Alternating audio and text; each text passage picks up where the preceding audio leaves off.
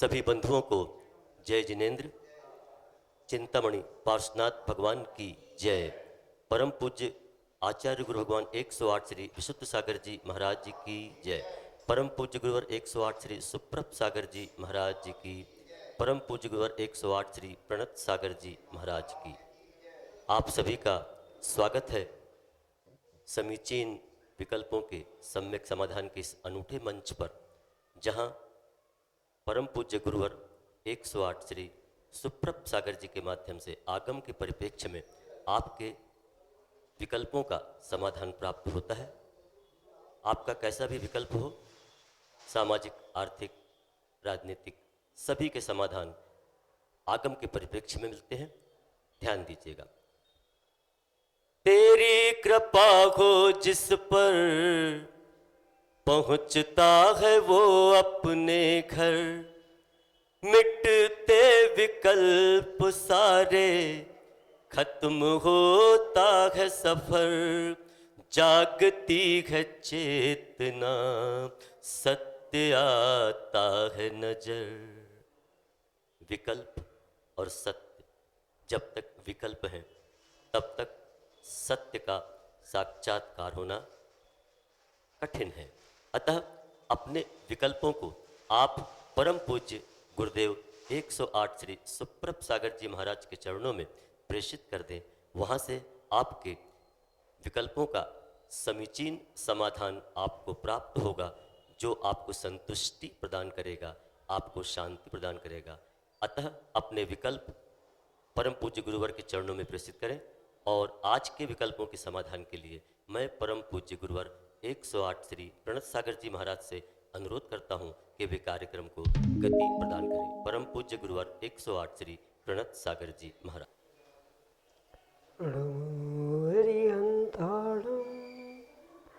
नमो सिद्धाणं नमो आयिरीयणं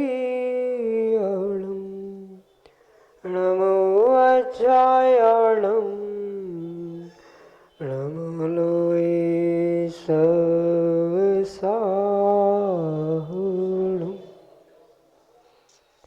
पंच परमेष्टि भगवान की परम पूज्य आचार्य भगवंत गुरुवर विशुद्ध सागर जी मुनि महाराज जी की, परम पूज्य मुनि श्री सुप्रभ सागर जी महाराज जी की,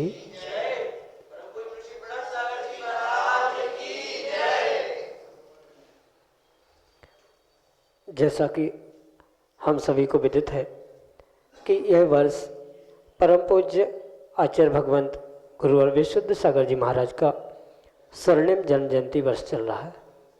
और उस स्वर्णिम जन्म जयंती वर्ष की अनेक उपलब्धियां हमारे सामने हैं।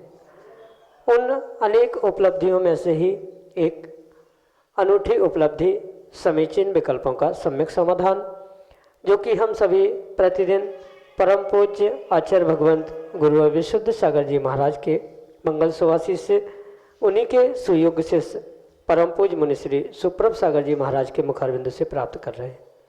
देश के विभिन्न प्रांतों से अनेक समीचीन विकल्प हमें यहाँ प्रतिदिन प्राप्त हो रहे हैं और परम पूज्य मुनि श्री आगम के परिप्रेक्ष्य में उनका हम सबको सम्यक समाधान प्रदान कर रहे हैं। प्रारंभ करते हैं आज का सम्यक समाधान। और आज का पहला विकल्प श्री गजपंता जी नासिक महाराष्ट्र से, श्री जिनवाणी स्वाध्याय मंडल के सदस्य परम पूज्य मुनि श्री के चरणों में बारंबार नमोस्तु निवेदित करते हुए अपना समीचीन विकल्प रख रहे हैं कि महाराज जी, मेरी दादी कुत्ते को मंदिर में आने से मना करती है। वह कहती है कि कुत्ते को मंदिर के मेन गेट के बाहर ही रखना चाहिए, जबकि भगवान के समुसरण में तो त्रियंच गति के सभी जीव पहुँचते हैं, फिर दादी मना क्यों करती है? हमारे समीचीन विकल्प का सम्यक समाधान करने की अनुकंपा करें। नमोस्तु महाराज जी, नमोस्तु। ओम नमः सिद्धम। परम पूज्य आचार्य भगवान गुरुवर विशुद्ध सागर जी महाराज की,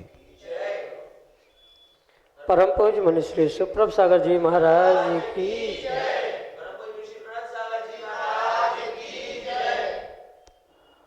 मंदिर को भले ही उपचार से समोचरण या समोचरण का रूप माना गया है, पर ये परम सत्य समझने की आवश्यकता है समोशरण की व्यवस्था भिन्न है और वर्तमान के मंदिरों की व्यवस्था भिन्न है।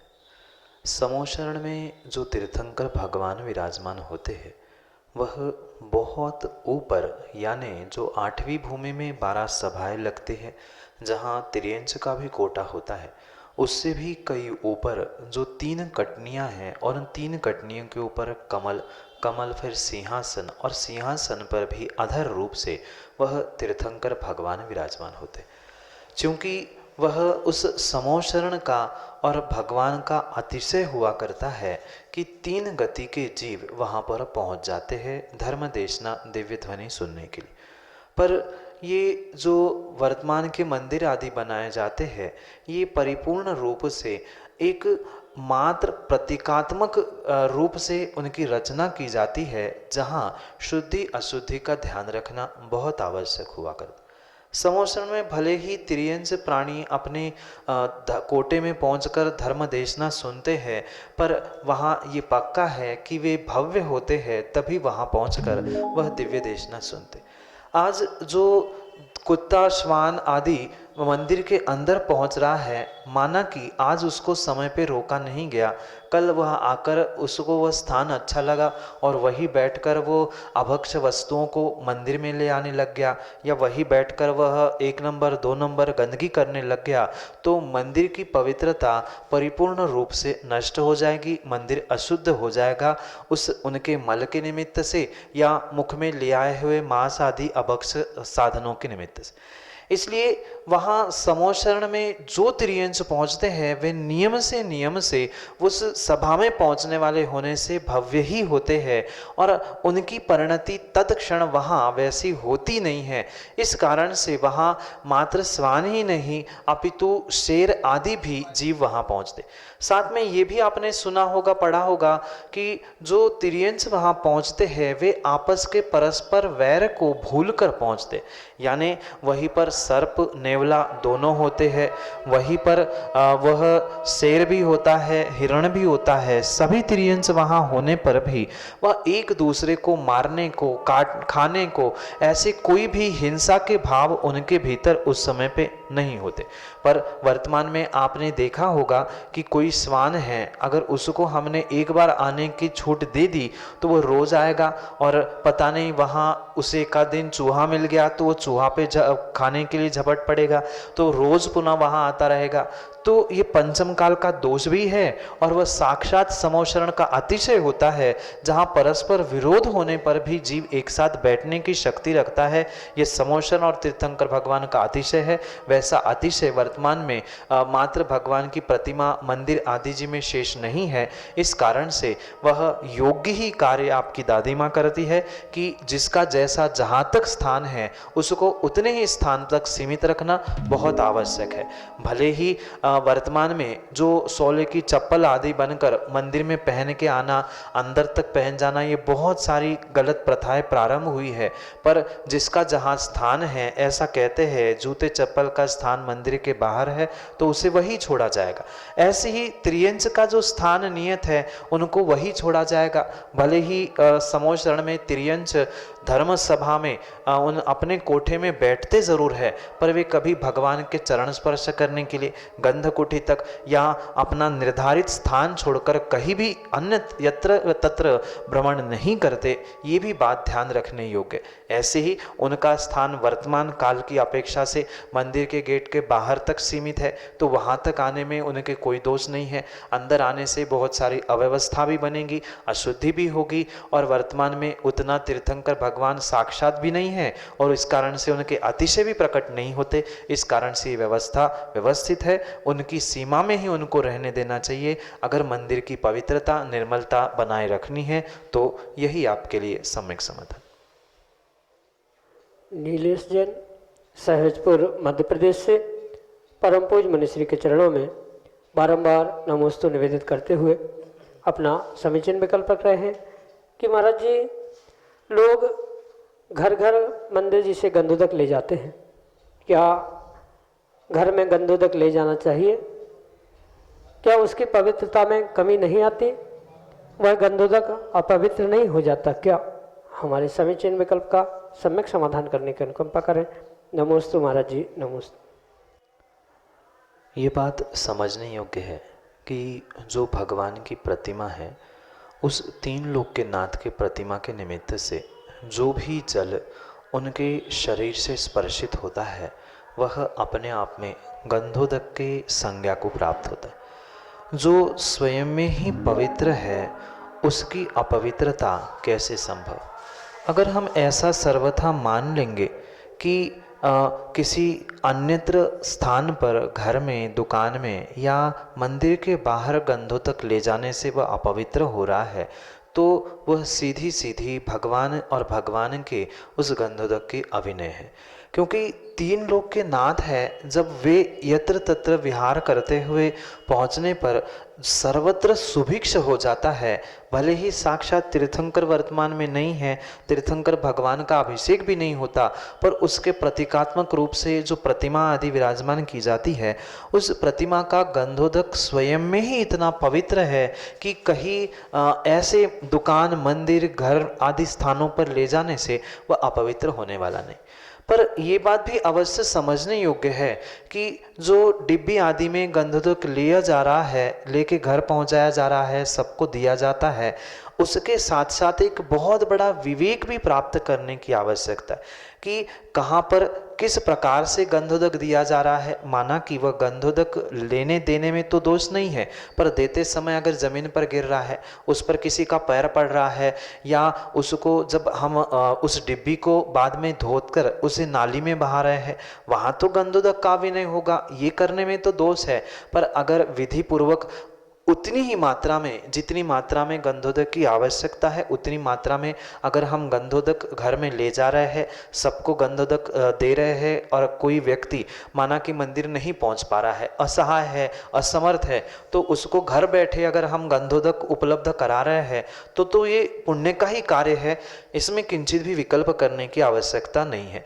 घर ले जाने से या अन्यत्र कहीं ले जाने से कभी भी गंधोदक का अपवित्र होना संभव ही नहीं है, क्योंकि वह जो जल है वह तीन लोक के नाथ से स्पर्शित हुआ जल है। इसीलिए वह मंत्रों से बना हुआ वह प्रतिमा का गंधोदक पूज्य माना गया है। उच्च स्थानों में उसे लगाने की विधि आगम ग्रंथों में बताई गई है। इसलिए डिब्बी आदि का अभिनय ना होते हुए, माना कि डिब्बी में गंधोदक रखा और आपने थैले में उसे के लटका कर पैरों के पास ले जा रहे हैं, कभी पैर लग रहा है, जमीन पे गिर रहा है, या बचा हुआ गंधोदक नाली में बहाया जा रहा है, घर में अन्यत्र कहीं डाला जा रहा है, तो वहाँ कथनचित दोष हो सकता है।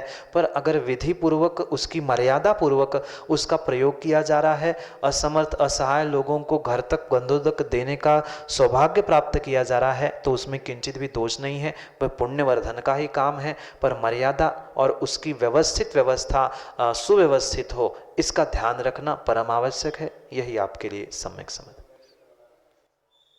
श्रीमती रेखा बड़जात्या, नागपुर महाराष्ट्र से अगले समीचीन विकल्प के लिए हमारे सामने।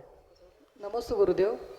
मेरा सवाल है कि आजकल रात को दीपक जलाते हैं तंत्र मंत्र के साथ, वो अनुचित है क्या?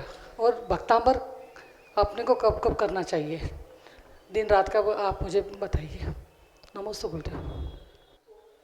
भक्तांबर एक स्तोत्र है, और स्तोत्र पाठ आदि करने में ऐसा कोई पाबंदी, ऐसा कोई बंधन नहीं है कि इतने ही समय में पढ़ना चाहिए, इतने समय में नहीं पढ़ना चाहिए।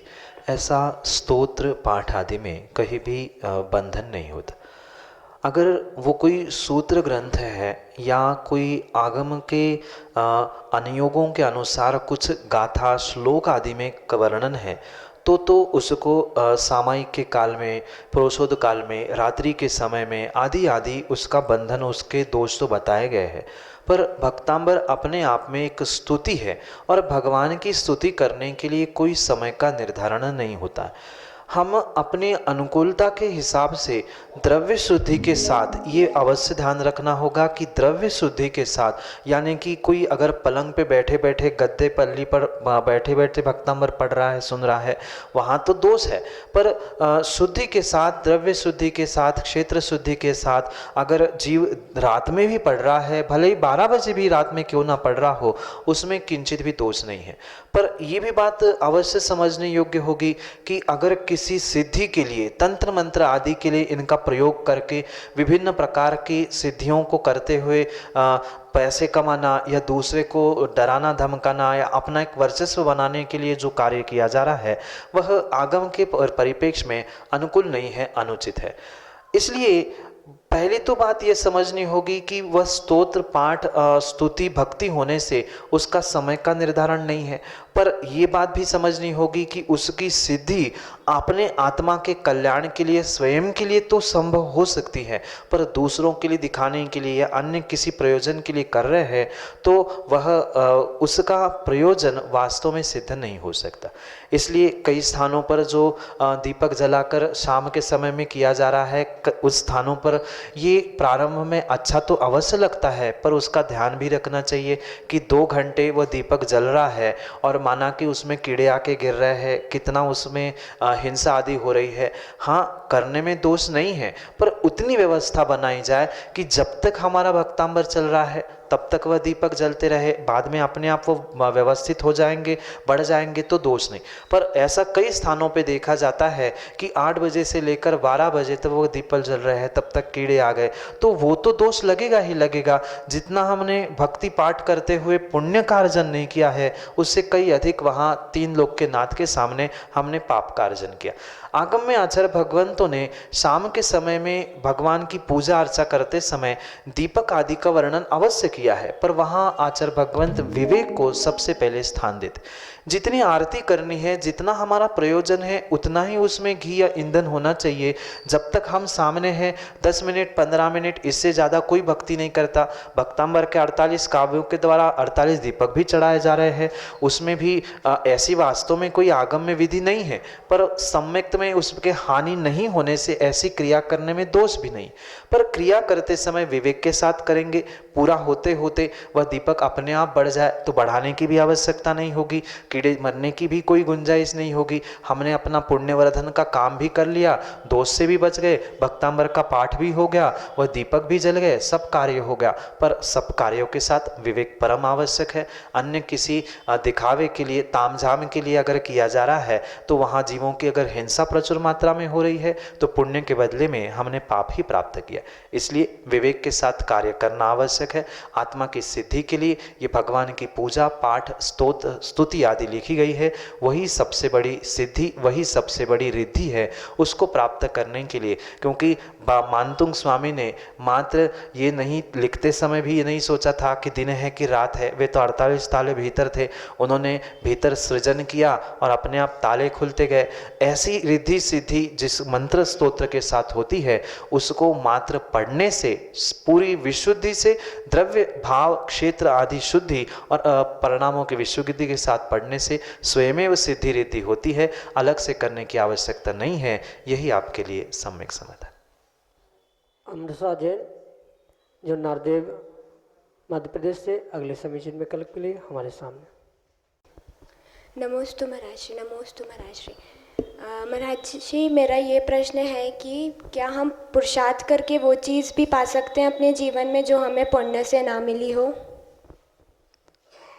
पुण्य यानी भाग्य और मेहनत यानी पुरुषार्थ, पहले तो इन दोनों शब्दों को समझने की बहुत आवश्यकता है। जो इन शब्दों को लेकर, इन क्रियाओं को लेकर बहुत सारे जीवों में जो कन्फ्यूजन है, उसके कारण से जीव अपने जीवन का सम्यक निर्णय नहीं कर पाता। पुण्य हो चाहे भाग्य हो, ये किसी भगवान द्वारा, किसी दूसरे के द्वारा लिखा गया नहीं है, अपितु मैंने पिछली पर्यायों में, पिछले समय में, बीते कल में जो मैंने पुरुषार्थ किया था उसका प्रतिफल ही मेरे लिए पुण्य पाप रूप आज उद्घाटित हो रहा है। और मैं जो आज पुरुषार्थ कर रहा हूँ, मेरा आज का पुरुषार्थ कल के लिए पुण्य पाप बनेगा, और मैंने कल किया गया पुरुषार्थ मेरे लिए आज के लिए वह पुण्य पाप रूप में प्रतिफलित होने वाला है। कहने का अभिप्राय यही है कि जो भी हमारे भाग्य में या पुण्य में है नहीं है, ये किसने तय किया? ये तय करने वाला दूसरा कोई व्यक्ति नहीं है, कोई भगवान, कोई गुरु, कोई जिनवाणी, अन्य कोई नहीं है, अपितु हम स्वयं अपने भाग्य के विधाता है। हमने पिछली पर्यायों में जो अपना भाग्य पुरुषार्थ के द्वारा बनाया था, वही आज मेरे साथ घटित हो रहा है। इसलिए कथनचित हम ये समझ सकते हैं या इसे प्राप्त कर सकते हैं, जो हमारे पुण्य में नहीं है उसे नियम से हम पुरुषार्थ से प्राप्त कर सकते हैं, अगर हमारा पुरुषार्थ सम्यक है तो। सम्यक का अभिप्राय ये है कि पुरुषार्थ तो हर व्यक्ति करता है, पर कौन से समय पे करना, किस दिशा में करना, कितने अंशों में करना, क्योंकि किसी को 5 घंटे पढ़ाई करनी पड़ती है, कोई 2 घंटे में पढ़ लेता है। किसी को जीवन भर कमान के करोड़पति बनता है, कोई जन्म से ही करोड़पति होता है। ये जो कुछ भी है ये परिपूर्ण रूप से ये पुण्य पाप रूपी जो भाग्य है उसको बनाने वाला मेरा स्वयं का ही पुरुषार्थ ही है। भला अंतर इतना है कि वो भूत का पुरुषार्थ था जो मेरे लिए आज के लिए भाग्य बना रहा है, पुण्य पाप बना रहा है। अगर आज हमने सम्यक प्रकार से सम्यक समय पर सम्यक दिशा में पुरुषार्थ किया है तो नियम से वह कुछ ही दिनों में हमारा भाग्य बदल जाएगा, और जो पुण्य में नहीं था वो भी मेरे पुण्य के पढ़ने में अपने आप पुरुषार्थ करने से आ सकता है। पर कथनचित इसके साथ आगम के परिप्रेक्ष्य में हमें कुछ करणानियों के सिद्धांतों को भी समझने की आवश्यकता है, कर्म के कुछ उदयों को भी समझने की आवश्यकता। जब कर्म का तीव्र उदय हमारे पुण्य के विपरीत यानी उस कार्य के विपरीत चल रहा है तो उस कार्य के विपरीत होने के कारण से हमारा पुरुषार्थ सम्यक मार्ग पर नहीं होता।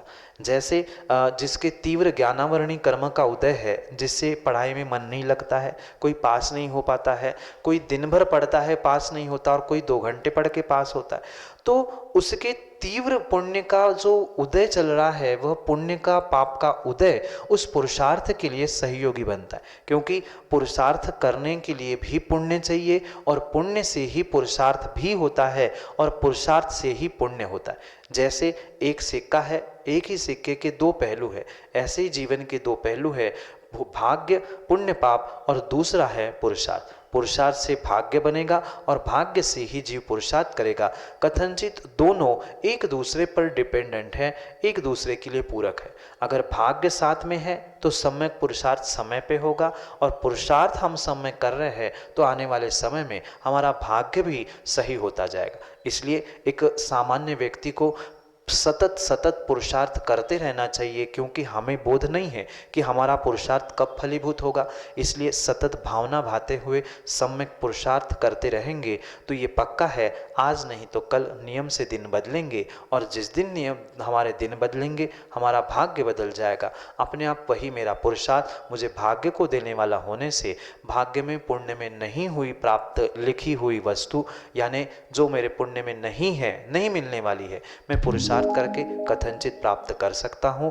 पर वह सम्यक पुरुषार्थ समय पर और वह योग्य दिशा में योग्य काल में प्रारंभ होना चाहिए, योग्य तरीके से होना चाहिए। तो नियम से वह कर्मों के साथ भाग्य के साथ हमें पुरुषार्थ भी फलीभूत करने के लिए साधक बन सकता है। यही आपके लिए सम्यक समझ।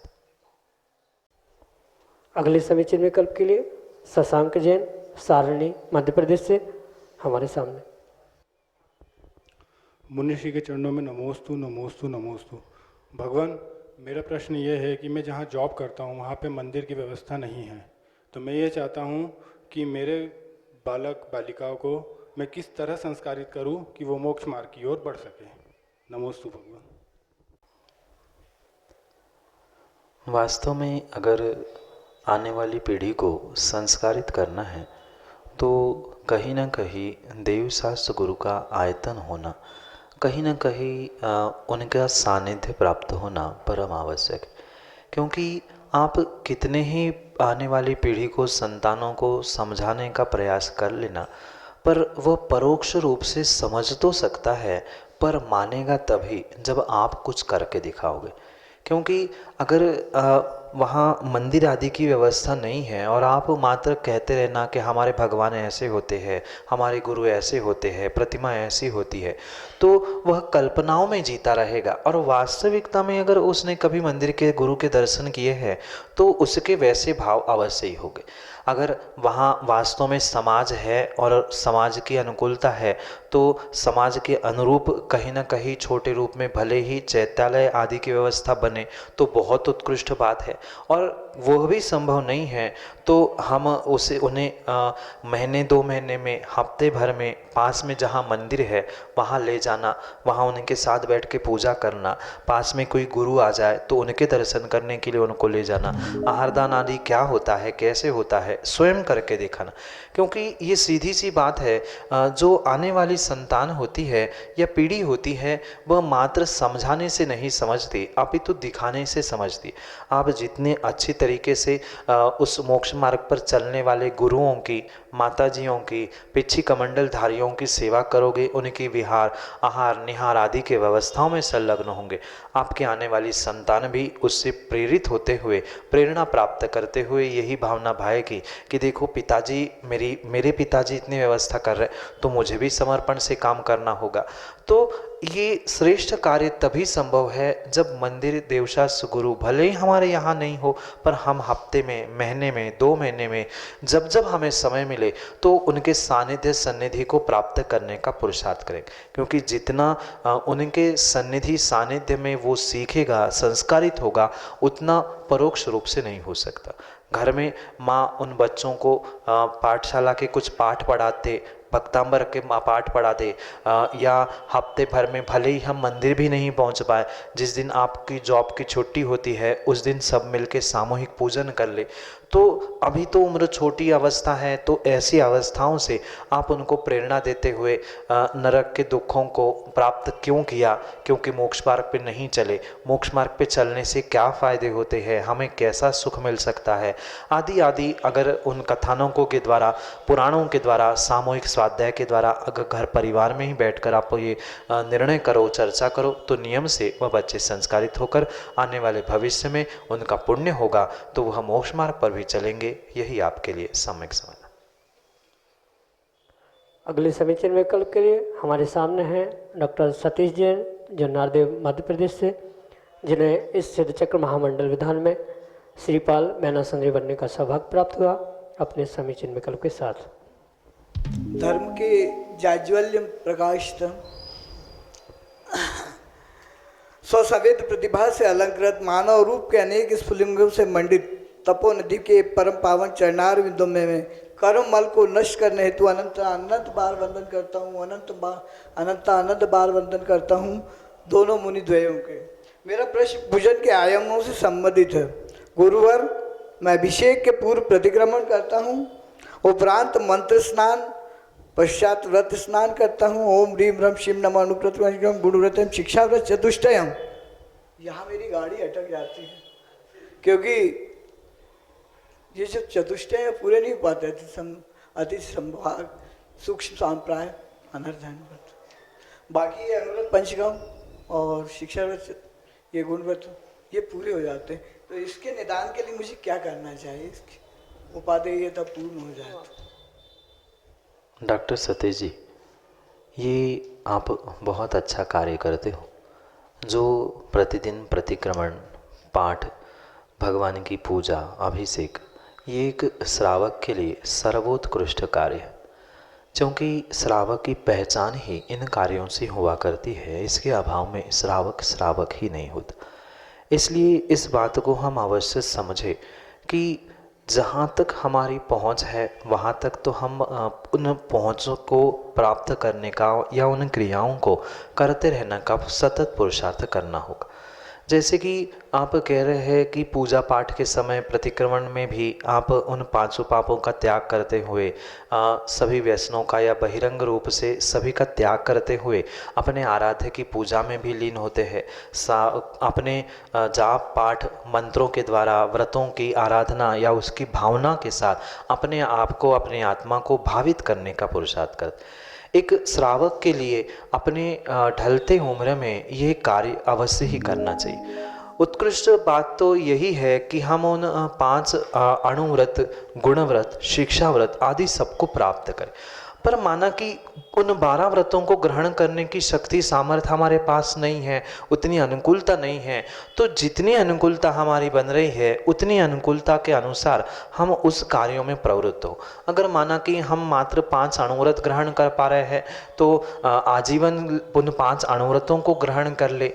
कुछ गुणव्रत ग्रहण कर पा रहे हैं तो गुणव्रतों का अभ्यास करें, शिक्षाव्रत को प्राप्त कर रहे हैं तो उसका अभ्यास करें, क्योंकि सामायिक प्रोषोदोपवास, अतिथि संविभाग, मारणांतिक संलेखना आदि रूप जो उन 4 शिक्षाव्रतों के विषय में आचार्य भगवंतों ने कहा है, वह भले हम प्राप्त कर पाए नहीं कर पाए, पर प्राप्त करने की भावना रखेंगे कि मेरी भी भावना है कि मैं भी जीवन के अंतिम समय में उन 12 व्रतों को लेकर ही मृत्यु समाधि मरण को प्राप्त कर लूँ। इन भावनाओं से भी हम अपने आप को और अपने जीवन के उत्थान को अवश्य ही प्राप्त कर सकते, क्योंकि ज़रूरी नहीं है कि प्रत्येक समय में हमने किया हुआ प्रत्येक पुरुषार्थ हमें फलीभूत हो, क्योंकि ये कुछ उम्र का भी तकाजा है, स्वयं के कर्मों की भी शक्ति है, जिसके कारण से हम चाहते हुए भी कुछ नियम व्रत आदि नहीं ले पाते। तो इनको संभालने के लिए भले ही हम व्रत नियम पालन कर पाए नहीं कर पाए, पर उनको मैं अच्छे से प्राप्त कर लूँ। जीवन के अंतिम समय से पहले मैं व्रती, अणुव्रती, महाव्रती आदि पदों को धारण करते मृत्यु को प्राप्त कर लूँ। समाधि संलेखना से अपने प्राणों को त्याग दूँ। इस प्रकार की भावना तो हम अवश्य ही भा सकते, क्योंकि आचार्य भगवंत कहते हैं भावना भवनाशनी। जो भावना होती है वह भवनाशनी होती है, भव का नाश करने वाली। हमारी शक्ति नहीं है तो शक्ति नहीं भी हो, पर हम शक्ति को प्राप्त करूं, मैं ऐसा कर सकता हूं, ऐसी भावना तो हम अवश्य ही भा सकते, क्योंकि ये भी आचार्य भगवंतों ने कहा है शक्तितः त्याग, शक्तितः तप। शक्ति के अनुसार ही त्याग और शक्ति के अनुसार ही तप करने की आवश्यकता। तो जितनी सामर्थ्य हम में है उतनी सामर्थ्य से हम अपने आप को क्रियाओं में संलग्न करें, और जिन क्रियाओं को हम नहीं कर पा रहे, जिन व्रतों को धारण नहीं कर पा रहे हैं, जो कार्य हम नहीं कर पा रहे हैं, उनकी अनुमोदना करें, करने वालों की अनुमोदना करें, मैं भी उसको प्राप्त करूं, इन भावनाओं को प्राप्त करें, क्योंकि कृतकारिता अनुमोदना से पुण्य पाप दोनों भी लगते। हमारे में सामर्थ्य नहीं है, हम कृतकारिता अनुमोदना से जो कर रहा है उनकी व्यवस्था बनाएं, महाव्रती है उनकी सेवा करें, और अतिथि संविभाग को हम नहीं प्राप्त कर पा रहे, कोई अन्य कर रहा है तो उसको उसके लिए सहयोग प्रदान करें। आदि आदि कारणों से हमारे पास जिस प्रकार के साधन है, हमारे पास अगर धन सामग्री है तो हम धन के द्वारा दान देते हुए व्यवस्थापकों के लिए सहयोग करें। हमारे पास समय है तो हम अपने समय को देते हुए उन व्यवस्थाओं में सहयोग करें। हमारे पास जिस प्रकार की अनुकूलता है उस प्रकार की अनुकूलता से हम कृतकारिता अनुमोदना से उन कार्यों में संलग्न होंगे, तो नियम से उन व्रतियों की सेवाओं में अगर हम प्राप्त होंगे तो नियम से हमारे लिए बहुत उत्कृष्ट कार्य होगा।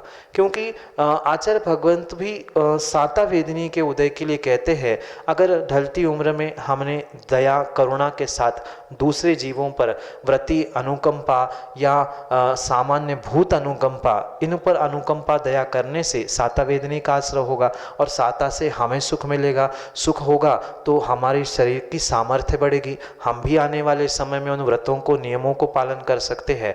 इस प्रकार से ये श्रृंखला आप जारी रखें और जितनी सामर्थ्य है उतना करते रहे, और आने वाले समय में भी उसको बढ़ोतरी हो। मैं अंतिम समय में समाधि संलेखना के साथ इस पर्याय का त्याग करो, ऐसी भावना के साथ नियम से भावना भाते रहेंगे तो अपना काम सिद्ध होगा। यही आपके लिए आशीष के साथ सम्यक समाधान।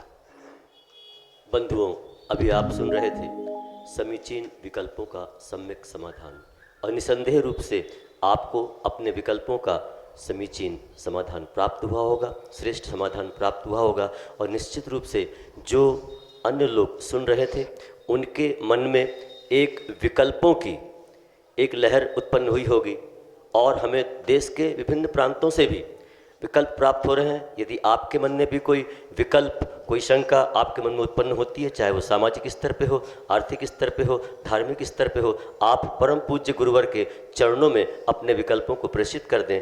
आपको अपने समीचीन विकल्पों का श्रेष्ठ समाधान प्राप्त होगा।